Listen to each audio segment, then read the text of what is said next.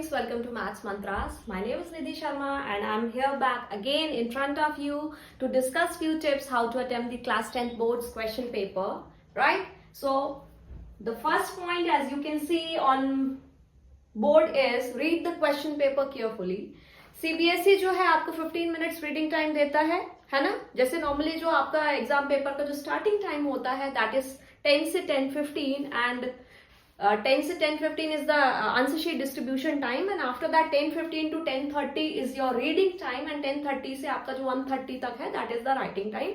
So I'm just talking about the reading time which is being allotted to you for reading. So जैसे ही आपको question paper मिलता है सबसे पहले तो आपको डीप ब्रेथ्स लेनी है. डीप ब्रेथ्स लेने से क्या होता है, बच्चे नॉर्मली पेपर्स के टाइम पे they are very fearful and they have that anxiety issues. हाथ पैर ठंडे पड़ जाते हैं, डर के मारे उनको ऐसा लगता है कि क्या पता मुझे याद है कि नहीं, राइट? तो इन सब चीजों को दूर करने के लिए, अपनी बॉडी को काम, माइंड को रिलैक्स करने के लिए ही मेरा सबसे पहला सजेशन ये है कि आपको क्या करना है, जैसे आपको क्वेश्चन पेपर मिलता है, take 10 deep breaths in order to calm down yourself.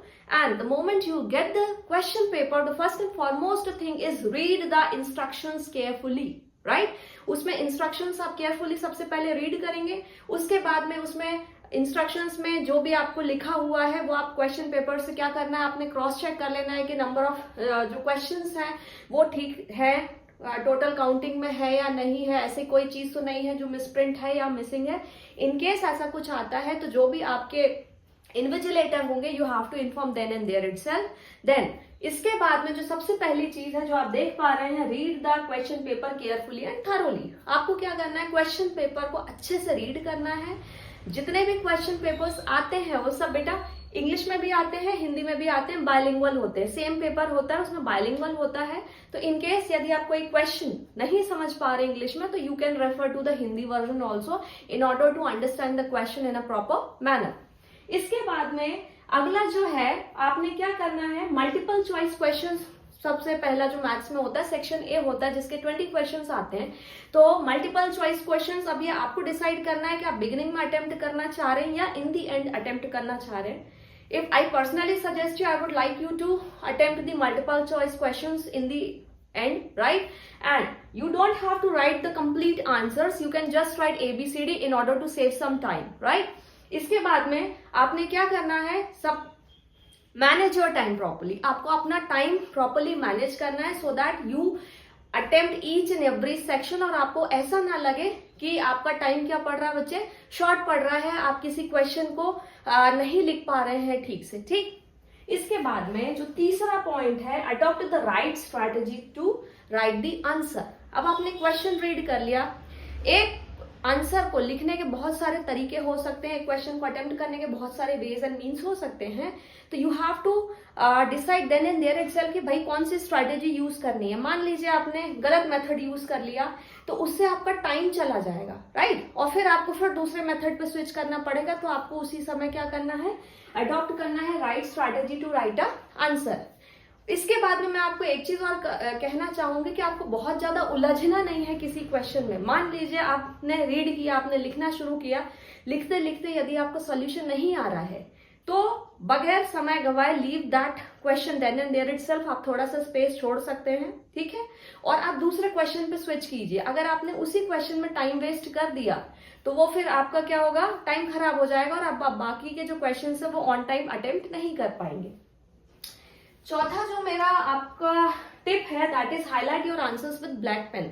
इससे क्या होता है कि जो भी आपके कॉपी करेक्शन करने वाले टीचर्स होते हैं कि उन पे बहुत अच्छा इंप्रेशन जाता है एंड ये दिखाता है कि how confidently you are writing the answers. ठीक है, इसके बाद में draw neat and clear figures and diagrams with the help of pencil. आपको क्या करना है, पेंसिल की मदद से neat and tidy and well labelled diagrams बनाने हैं.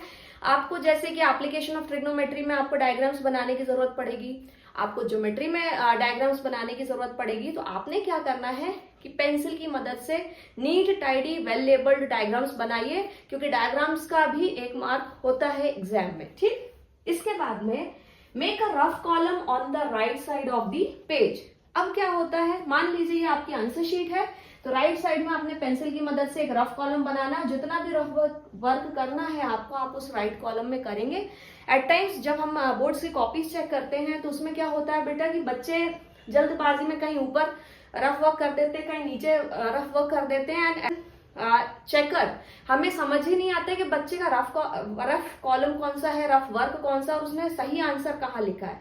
सो in order to avoid that confusion, I am suggesting you to make a rough column and do whatever the rough work you want to do or the calculations you want to do in that rough column. ठीक, इसके बाद में write the formulas correctly.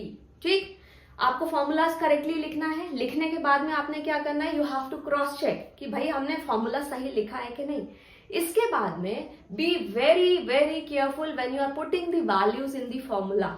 ठीक, इसके बाद में जो तीसरी चीज, अब आपने वैल्यूज तो पुट कर ली, वैल्यूज पुट करने के बाद में आपको क्या करना है कि आपको कैलकुलेशन के टाइम पे ध्यान रखना है कि आप सही तरीके से कैलकुलेशन कर रहे हैं। ठीक है, तो इस तरीके से आपको क्या होगा, सही आंसर मिलेगा and you will be able to fetch full marks whatever the question is carrying. इसके बाद में as soon as you complete the exam, cross check your answer sheet.